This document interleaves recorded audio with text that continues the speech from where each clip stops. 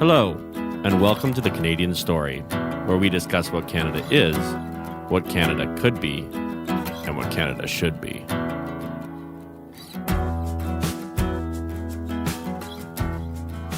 Hello, everyone, and welcome back to the Canadian Story.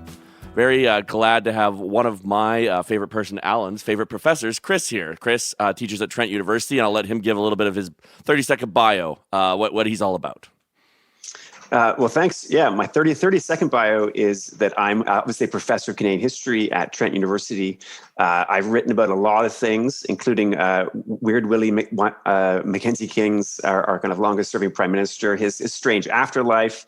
I've written a lot about kind of Canadian 19th century political history recently. I host a podcast called 1867 and all that, really trying to kind of bring what I think is just an incredibly fascinating history of Canada to Canadians outside the university.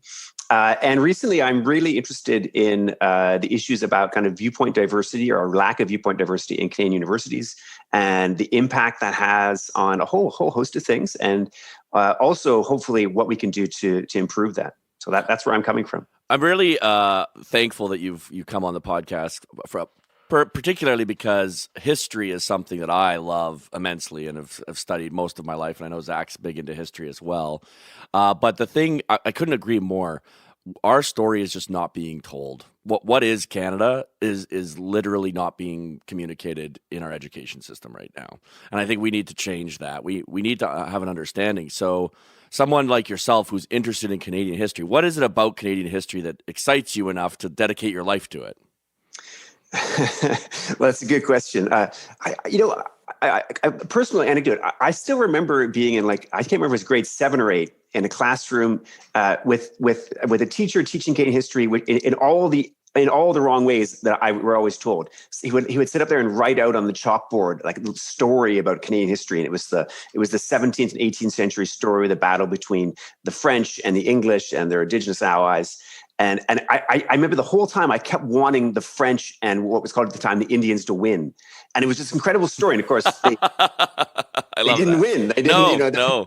But I just fell in love with it, and it was the worst possible way of teaching. He was just writing it up on the chalkboard, and we would just have to write it down. But as I was writing it down, I just fell in love with the drama of it all. And so from there on, that's what I've always loved. And I've gone into a whole bunch of different things.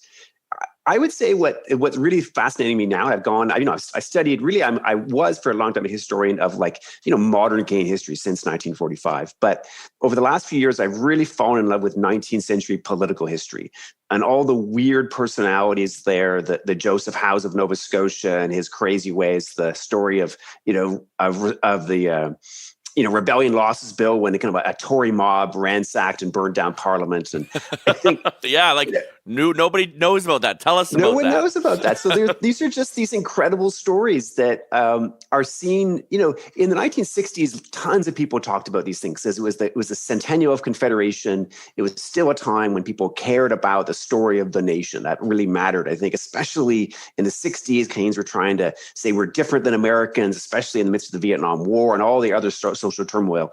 It was still cool on the left to say, oh, we're Canadian and that's good. And that's obviously long since gone now.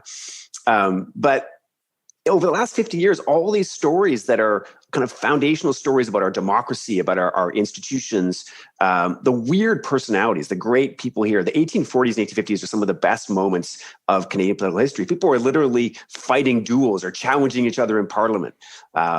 And then are being restrained from doing so, and then they're heading off to the Mount Royal, Montreal at the time where Parliament was, and are kind of meeting up at dawn. And then sometimes it's funny, they'll meet up and then they'll kind of laugh and say, "What are we doing?" And it's not super manly in the way you might imagine. But so tell us about this Tory mob burning down Parliament. I don't even know that story. All right. Okay, great. So, well, first of all, you should definitely listen to my podcast. I tell the whole story there. I've listened to one. I want to listen to more episodes, but in the first season, it covers all the stories about the rebellions of 1837, 38, and then this fight for responsible government. This basically responsible government just means Westminster-style democracy as we know it. But in Canada at the time, the governors, the lieutenant governors had much more power, and so there's a whole discussion in the 1840s about can we get essentially responsible government. And when it finally comes in at the end of the 1840s, the government in power is run by these two guys, Robert Baldwin and Louis Lafontaine. And one of the first things they do is pass this thing called the Rebellion Losses Bill, which basically says we're going to compensate, we're going to give money to anyone from the rebellion from 10 years earlier who suffered damages.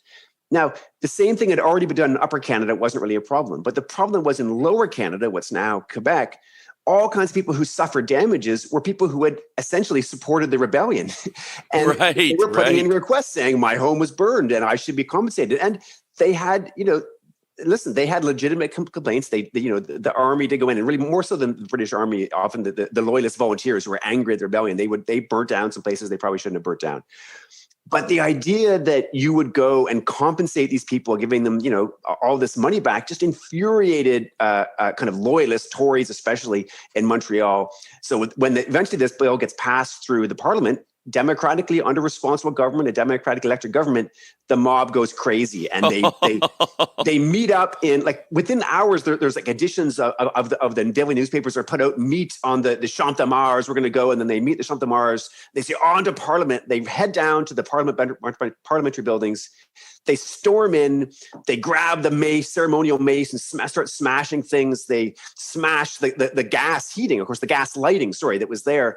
And of course, it goes up in flames. The whole thing starts burning down. No one actually dies. No one's injured. Oh, wow. There are stories about these old guys having to slide down the banisters to get out. Anyway, we had our own version of what happened in D.C. recently. Absolutely. Wow, I love that. These are the stories that we should be telling. Why do you think they're not being told right now? Well, there's a couple of different reasons, right? One, no one likes Canadian history for forever. In a sense, Canadian history has often been seen as a kind of boring compared to other countries. So there's the kind of perennial problem there that that's a pretty good Canadian history story, but lots of Canadian history stories aren't quite as exciting as that. But more importantly, I would say Canadian historians, by and large, and the kind of Canadian intelligentsia has fallen out of love with Canada. And, for a certain portion of that, they just, it's not really something that impassions them. And then there's another portion, probably a minority, but a significantly loud minority, who actually detests Canada, who actually really, really dislikes Canada because of other political commitments to other kinds of national struggles, right? Other kinds of political struggles, which are sometimes, well-intentioned, right? The struggle for Indigenous rights, the struggle for, initially it was kind of Quebec rights, or other kinds of identity groups. And when you look at Canadian history, you often find that these groups will come up against Canada as such, or the Canadian government. And so people are picking sides, and they're saying, no, in this story, I'm going to pick a side, as opposed to telling the whole story, and being committed to all of it. They'll often pick a side, and picking that side usually means picking against Canada. So why do you think people want to do that, considering they live here? Well, I like, maybe the late British philosopher Sir Roger Scruton often talked about this idea called oikophobia. You've probably heard about this idea. Yes, yeah. Love Scruton. So he gets to a good point of this idea that the growth of he invented this kind of concept that was the opposite of xenophobia, not the hatred of others or dislike of others, fear of others, but the dislike of one's own culture. And he associated it with a particular feature of the modern West, that essentially we become so affluent, so successful, that certainly amongst our a certain intellectual class, the idea that you could pick apart your own culture has a certain kind of intellectual kudos. Now, this actually has a long history in England, in particular, English history, the kind of skepticism of kind of English history, the English story. You can trace this back quite a way. So there's a particularly kind of English Canadian version of this, certainly amongst the intellectual class. Yeah, that makes a lot of sense to me. We've got, my thing with Nietzsche is he said, God is dead and we've killed him and we'll never wipe up the blood. And everyone's like, oh, yeah, we killed God. But I just see this as really the malaise of modernity, as Charles Taylor said, right? Is that we've lost any kind of mooring to place and self and identity. And this is left. We see this with actually in modern Christian universities too. There's a ton of biblical criticism. It's basically like, oh, actually, none of this is real. We're going to rip it apart. We're going to tear everything down. But it's like, okay, that's cool. Like, That's science, right? Is constantly questioning things and constantly asking, how could it be better? How do I be less wrong? But like I like to say, there's a big difference between the religion of science and the philosophy of science. And I feel like we've got into this religion of science where, well, it's based on these theories that are not being expressed. So like the criticism of Canada, and that's what I'd like to get deeper with you on, is part of a larger malaise of just a desire to constantly be critiquing. Yeah. So you're saying there's always this kind of deconstruction as opposed to ever construction. Deconstructionism seems to have taken over the universities. Yeah, and I think that's true. Although what's interesting though about it is that it's quite selective, right? So like you can take down certain kinds of collective national identities, but it's picking which ones you take apart, right? Like all national identities are, of course, feats of human imagination, right? We imagine that we have something in common. And to a certain extent, we can create those commonalities. We don't actually have everything in common with these other people, and we also have things in common with people who aren't Canadian, right? But we create this story, and so Canadian academics, I think they always have a role to sort of point out the contingency of that. But there's two things they don't do. A, they only selectively pick the collective groups they want to pick apart, right? So there's certain groups that are off target, right? And you might do that, but it's really not. You're not going to talk about the social constructed nature of Mohawk culture, right? That's not going to be a thing you're going to do. No. Because, even though there's just as much legitimacy intellectually in that kind of critique. And then secondly, where was I going to go with that? I think it was also that, oh, that's right. There's a way in which we don't think as much about, what are the benefits of kind of collective identity? What are the benefits of these imagined communities? And I like the work of this guy, Francis Fukuyama, you've probably heard about from years ago. And his work has changed over the years. And recently he's really been thinking about kind of the big history of human politics since primordial man to now. And he's some interesting work about the way in which state societies, collective societies are about, forming bonds of much larger bonds. And you can do this better and worse. You can do it worse if you focus on ethnic tensions, which are very exclusive. And you can do it better if you focus on kind of weak civic bonds, which are pretty expansive and it can include a lot of different people.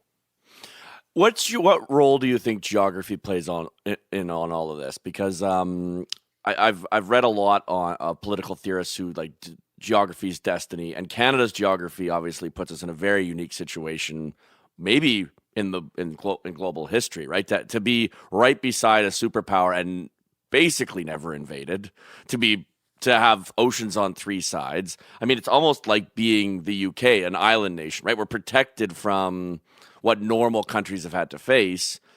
What role do you think that's played in kind of how Canada has developed as historically, but also on a philosophical level?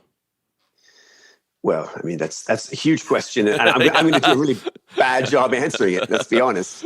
Let me pick out. It's not a contest. Let me pick out one thing. That really kind of continues on what we were talking about. I feel like, and I'll get back to your point here. I feel like there's always the danger of what's called hedonic adaptation. This concept where basically you become so accustomed to a certain level of affluence that you then forget what it's like to not have that affluence, right? As soon as you're making, yes, I like this. As soon as you're making $30,000 a year, you forget what it was like to make $20,000 a year, and you can take it on down. And it seems to be part of human nature. And I feel like there's two things going on here. One, in the modern West, we're so historically affluent by historic standards that we just have no sense of that in our everyday life. That's one thing. And then the Canadian story is that we're so safe. We're so safe by contemporary standards, and that has a lot to do with our proximity to the United States and its imperial power, frankly. And Canadians are always anxious about that because we want our national sovereignty, et cetera. But we also want to benefit wholly from that that proximity. Yeah. And we were like this under the British Empire as well. We have this. We've never been a world power in our own right, but we've always been very close to world powers, and we benefit from that. But we also have existential angst around that. So to the extent that a lot of contemporary Canadians don't acknowledge the affluence we have and don't acknowledge the safety we have from these situations, I think that's a dilemma for us. We have to kind of continually remind ourselves of that. Do you see? So like if we're just wildly speculating here. Do you see that continuing on for the next 100 years, or do you see Canada rising to a different kind of position, or maybe like my great fear is that we could become like Argentina, right? Yeah, well, probably. What do you mean by that? What's so bad about Argentina? Well, if you look at Argentina in about 1914, Buenos Aires was considered the Paris of the West. They were about equivalent size to us economically. They were booming. I mean, people were moving there from all over the world for the opportunities that Argentina represented. And then they went down this path of very socialistic, to the point of state ownership of almost everything. And the result is, if you look at the economies and the populations of Argentina versus Canada, because they're very similar, right? They're both, fairly protected from the old world. They have massive natural resources, huge agriculture potential, and yet Argentina is like barely puttering along at the bottom of the sea, right? Just hoping not to collapse into military dictatorship. And Canada has flourished. Now, arguably, that could be what you said, proximity to the superpower, which I love, and I want us to go into more a little bit. Like, that is a unique situation where we're next to a superpower, but we don't, while we feel this existential angst, we don't really feel threatened. Yeah. I mean, we speak about threat, and there are kind of certain kinds of threats, but they're not the threats of this. Right now, people in Ukraine thinking about their being next to their own superpower. So it's important to remind ourselves of that. I mean, I'm not sure about the Argentina example. I know a little bit about it, but I will say that, I mean, the danger for Canada is the danger for the Western world in general right now. That as much as we may have our anxieties around the United States, and many people on the left, of course, lost their minds, sometimes with good reason, sometimes with not, when Trump was in power, we're tied to the success of the American project to a certain extent. And when the American project fails, we will probably fail as well. The idea that Canada will somehow maintain its status of living if the United States doesn't is probably a ludicrous idea. And we need to kind of have a more self-aware acknowledgement of that we're committed to this project collectively. And, and to a certain extent, that also ties to Europe as well, that the modern West has a certain kinds of our way of life, our trading institutions, our systems of government. And, you can expand this outwards. I wouldn't just say, you can expand it outward to countries like Japan as well. There are certain countries that share our values in a general sense that we're tied to.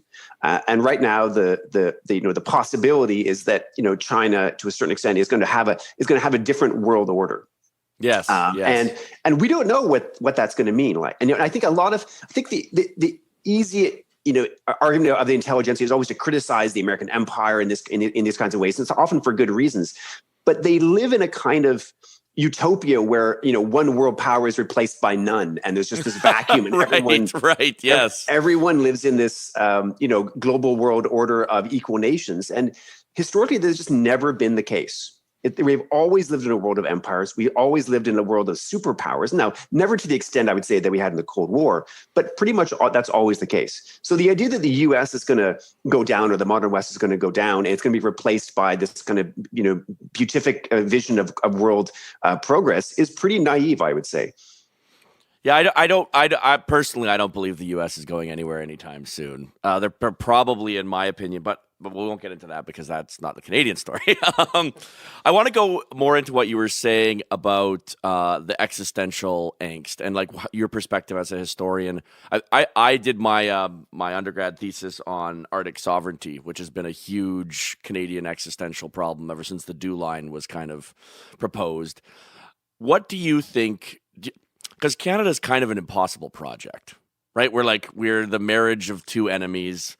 We're disparate people.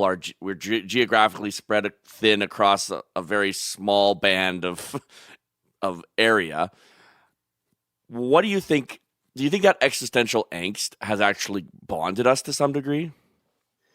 Right, the uncertainty of the Canadian project bonds people together. Yeah, and maybe the fear of America taking us over.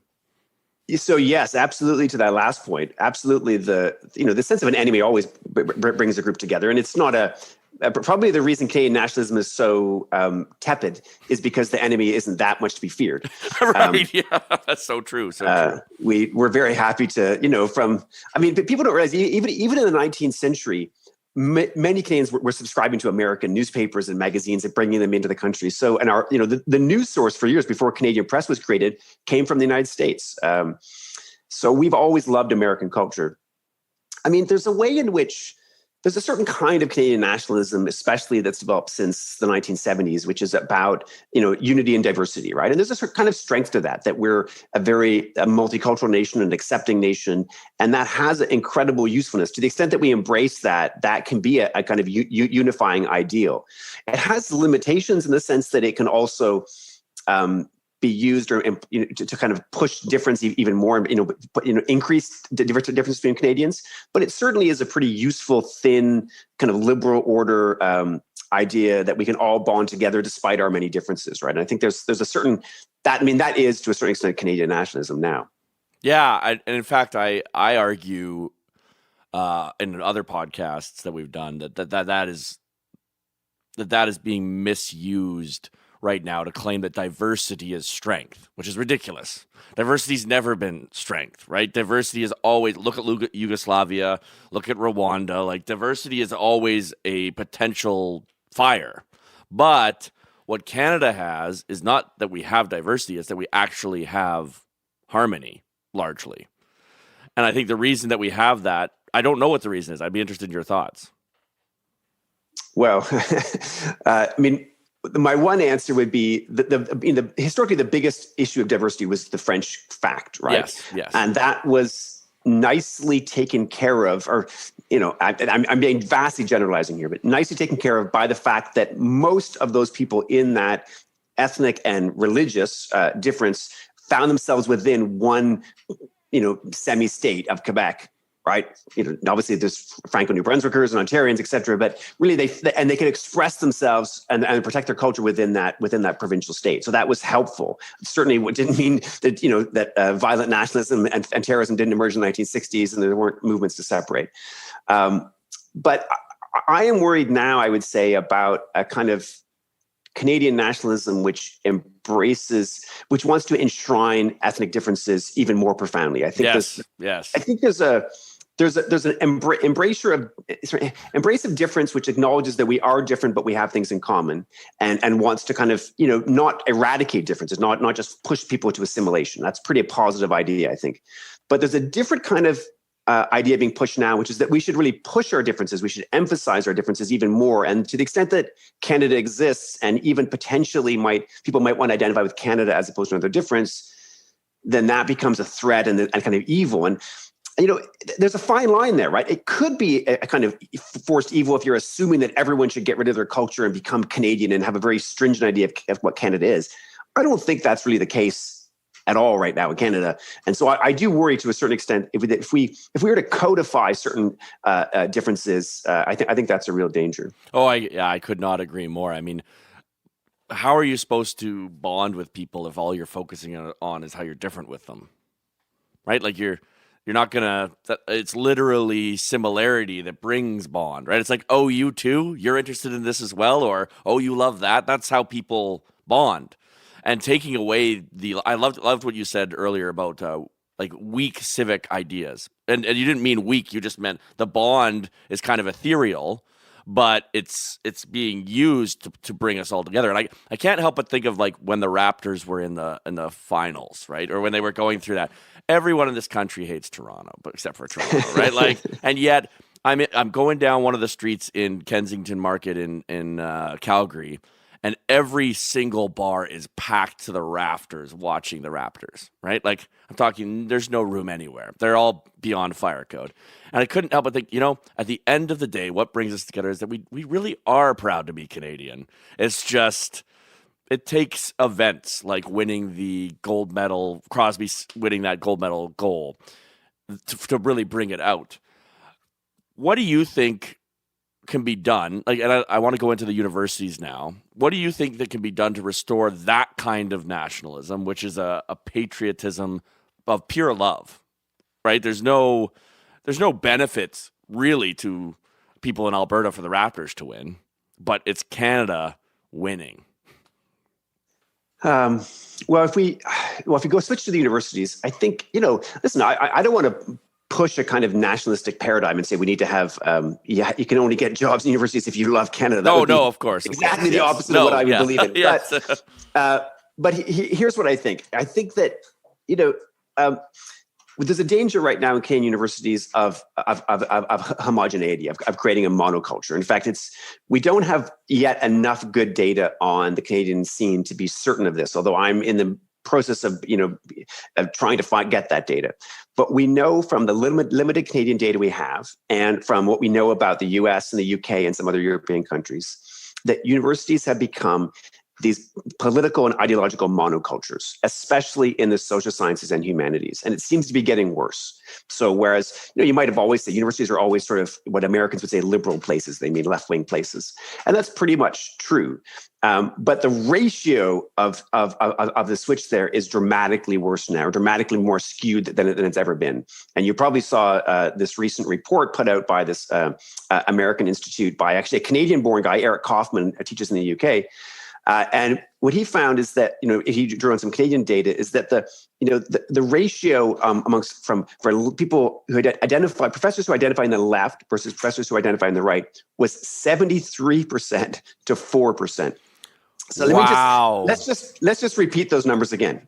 So 73% of people identified as being on the left, and only 4% on the right, and so the rest are going to be in the center there.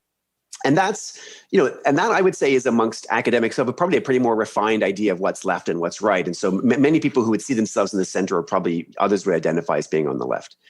Right. Now, yes. That's an incredible skew. Now, listen. So, and when you combine that with the fact that, people on the left and right are both equally willing to discriminate against their political opponents. It's not a left or a right wing thing. But when you build that kind of skew into an institution and then subject people to peer review on a whole host of levels, right? When you apply for a job, when you apply to get into graduate school, when you apply for a grant, when you submit something for publication, every time you do that, you're subject to review from your peers. So you're almost always, if you're on the right, if you're conservative, you're almost always going to be reviewed overwhelmingly by people who disagree with you politically. And equally, and perhaps even more importantly, people on the left are going to be reviewed by people who already basically agree with them. Right. So we're no longer in the scientific method because we are skewed subjective. Our subjectivity is skewed to our bias. Yeah, so confirmation bias is a human failing. It doesn't improve with intelligence. In fact, it might actually get worse. The more you know, the more rationales you have to explain why you're right. And so you can then you can embrace kind of motivated reasoning where you're looking for an answer and you find an answer. So listen, now people on both the left and the right should equally care about this because basically our solutions to problems, the way we tell stories about Canada, all of these things are going to be skewed by this imbalance. So we need to find a way to balance things out, certainly a little bit more than they are right now. How would you see that happening? How would you because I actually dropped out of my master's because of this very thing. I was literally sitting in classrooms being called names by my professors, and I didn't really care because I'd already at 23 I'd worked for the prime minister. I knew that I knew more about politics than they did on a practical level, right? So it didn't hurt my feelings, but I found it an almost intolerable place to be, right? Because it was basically just bullying. I'm not saying that all professors do that, and I had some good professors. I've had many good professors over my life, but it's like you said, it's more than just they believe something. It's that they're kind of radical about it. Yeah, and so the data, the polling on this shows that there are two groups, right? There's a significant minority, but only a minority, who are willing to openly admit that they're going to just discriminate against their opponents. And so, and this comes down to even small things. The data was like, would you have lunch with a known Trump supporter? Right. And it was I forget the exact numbers, but an overwhelming majority a Canadian professor said no, they wouldn't do this. Wow.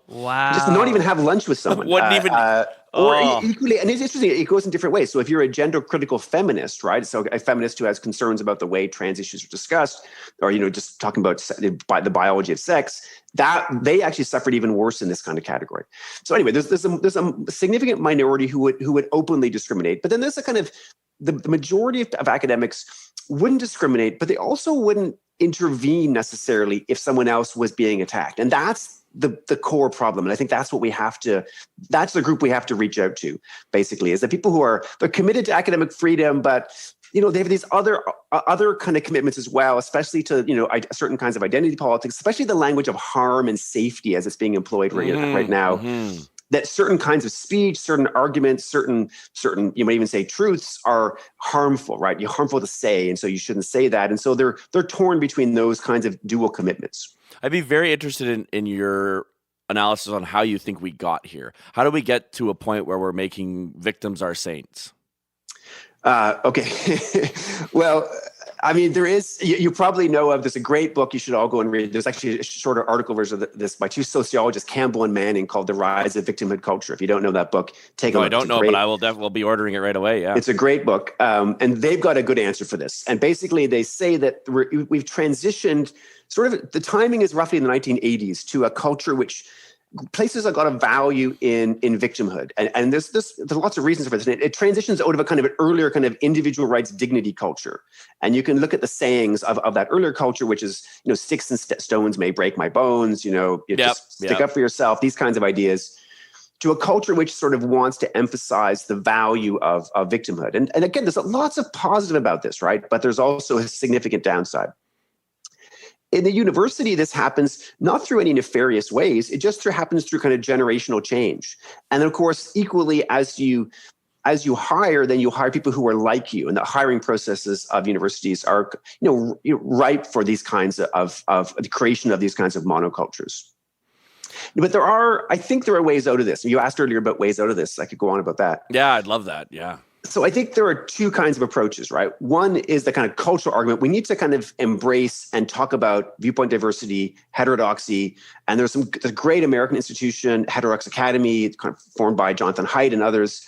And there's a Canadian subversion of that. I'm actually in the very early stages of creating a think tank in Canada specifically devoted to these values and pushing these kinds of values. So there's a kind of value in just speaking out and saying, listen, we need viewpoint diversity, not being afraid that you're going to be censored. So people like me who have tenure should be relatively safe to say this. We need to embrace these values and show people that it's possible to accept people you disagree with and that we're all going to benefit from that. By the way, if you ever need any fundraising for that, let me know. Okay, well, I have a lot of people that would be interested in putting money into something like that.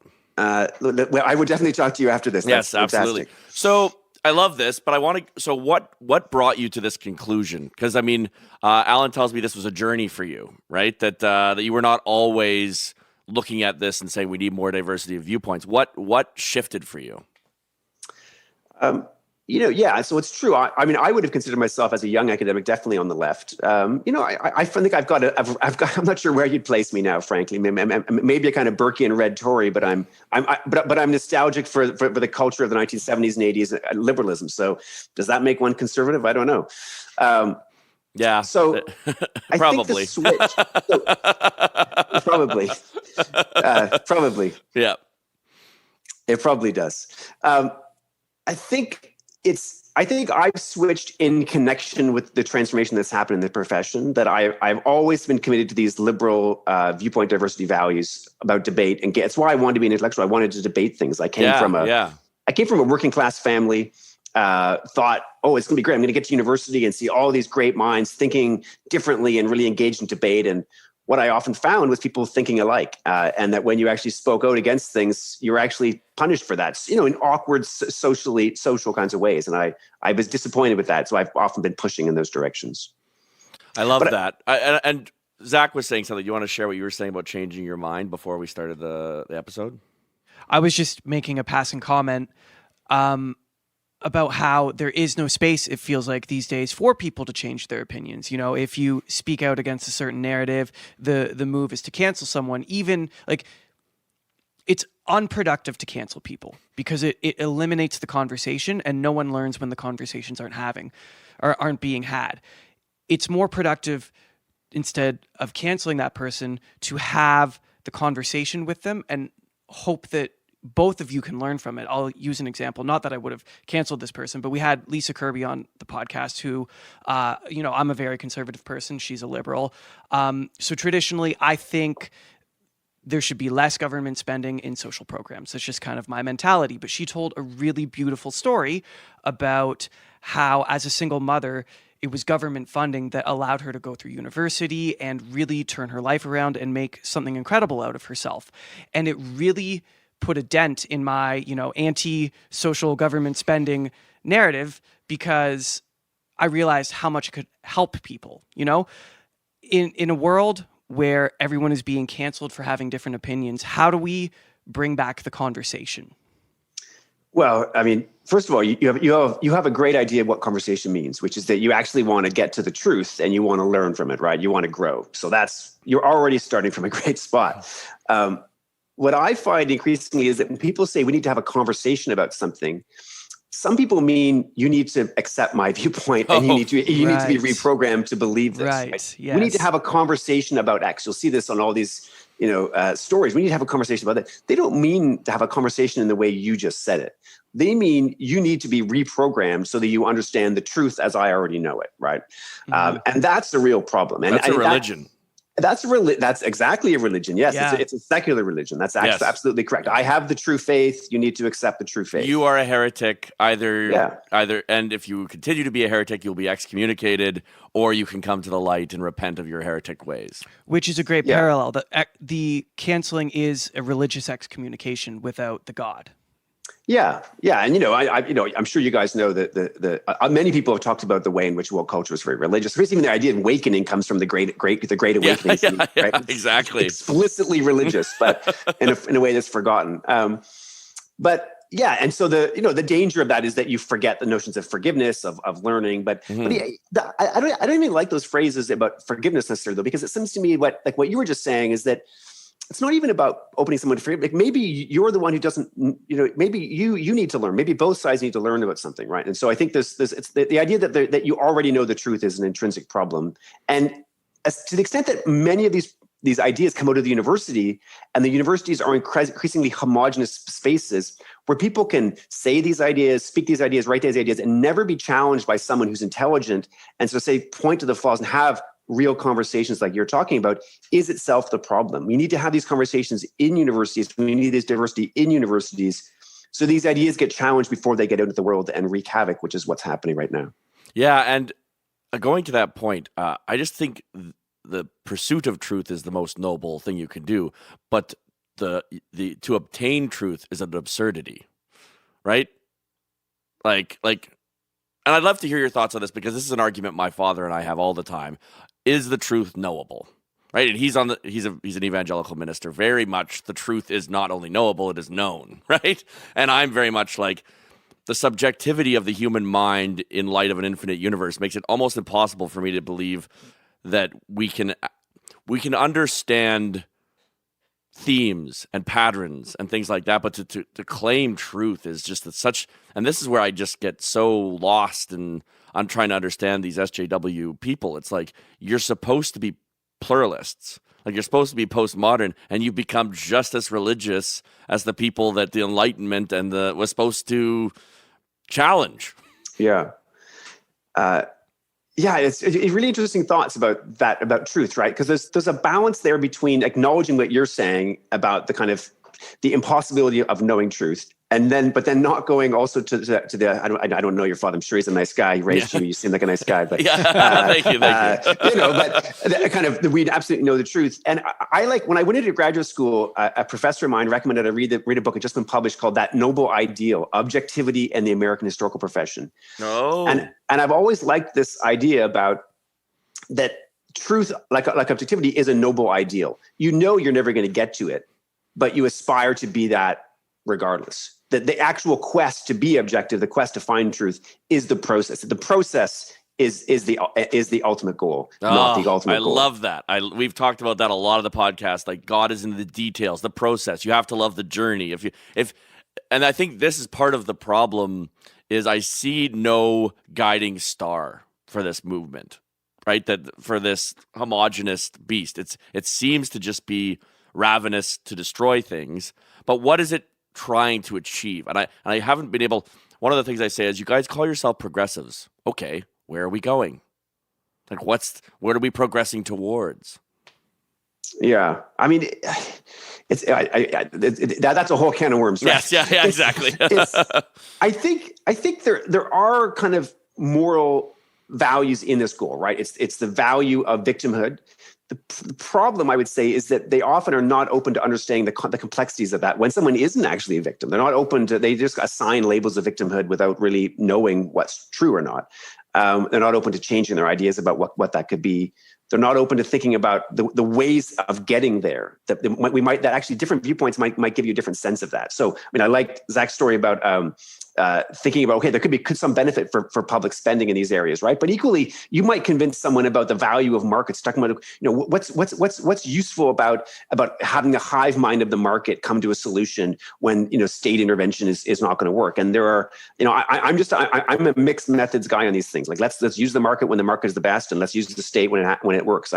Again, Francis Fukuyama, I think, has written the best on these kinds of things. And he's a guy who was a neoconservative, and I think has shifted more into a camp where he says the state is good for things. We need states to do things, but not too much. Well, I always joke that he wrote a book called The End of History and the Last Man, and I think he's never fully recovered, because obviously history's woken up again. Yeah. He's got answers to that. His last book, Identity, you should take a look at it. It's a really. I will. I mean, it's just kind of a joke. Yeah, joke, right? Everyone makes that joke. Everyone always gets him for that, which is fair enough. I mean, if you're going to go out there and say that history's ended, you're going to take flack if it doesn't. Every year. Yeah. Oh, I love that. Well, we don't have much time left. Is there anything else that you really wanted to discuss before we end this episode? Just one last thing. I want to finish my point about what we can do with universities. Yes, please do. Yes. The second point I want to make is that I don't think a culture is going to do it. We're going to need legislation. And so I think we need to research what can be done. In the UK right now, under the Johnson government, they've proposed, they just put a white paper out saying that they're going to have a series of legislative changes to really make changes, including this thing called an academic freedom champion that's going to be involved in kind of legislating academic freedom, ensuring that universities are doing this. And it's kind of like the human rights model of the 1960s over Canada, when everyone created these human rights commissions and codes, which you can have, which you can have criticism of now, but they were incredibly powerful at promoting human rights. And if we had similar things about academic freedom, promoting academic freedom and viewpoint diversity, with real power to enforce change and enforce commitments to academic freedom, we might actually see some changes. But I'm going to do, and the think tank we're going to create is going to do a lot of research on that to make sure we get the right this. I just got to say that I love that you're putting this together, and I can't think of many more noble things than trying to promote freedom of thought. That's pretty much the most noble thing I think a person can do, in my opinion. Freedom should ultimately be the goal, because tyranny always ends in misery for people. But we didn't ask you the question that we ask everyone. So yeah, we dove right in. What do you love about Canada? What do I love about Canada? I mean, I was thinking about that before I came on here. I think it's kind of an intangible thing, right? You love where you're from, and I've been, I'm from here for hundreds of years. My ancestors from the 18th century in the Gaspé to in Peterborough, where I live now. In fact, I've got people who were born, buried in the 19th century in the cemeteries in Peterborough. So there's something about just, it. I was teaching in the UK before I came back to teach at Trent. And when I came back for the job interview, I remember driving down the 115 highway into Peterborough, and I just recognized the landscape after about a decade away. And I thought, I just feel at home here, right? I just feel this is where I'm from. Anyway, I'll end there. There's more you could go into. No, I love that. Zach often talks about driving because he lives in Woodstock, but he drives to Cambridge for work. And just driving down those roads and looking at the fields, and he's like, they don't belong to you, but they're your fields. I know them intimately because I see them twice a day, 5 days, sometimes 6 days a week, and you grow a deep love for those places when you're so familiarized with them. Yeah. There's that, I forget who said it, but someone once said, like, it's really hard to hate someone once you know them. And I think maybe that's the conclusion of all this is maybe we need to start having conversations with people we don't agree with, because once we get to know them, it's going to be a lot harder to hate them. Yeah. Not impossible, but harder. Exactly. Well, thank you so much for coming on, Chris. Really enjoyed this. Well, I'm sure we'll have you on again at some later date, but yeah, thank you for what you're doing. Oh, thank you. Good discussion. Thank you for listening to The Canadian Story.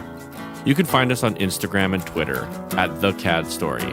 That's The CAD Story. If you enjoy this podcast, please share it with your friends and family. Let's work together to remind Canadians how great their country is.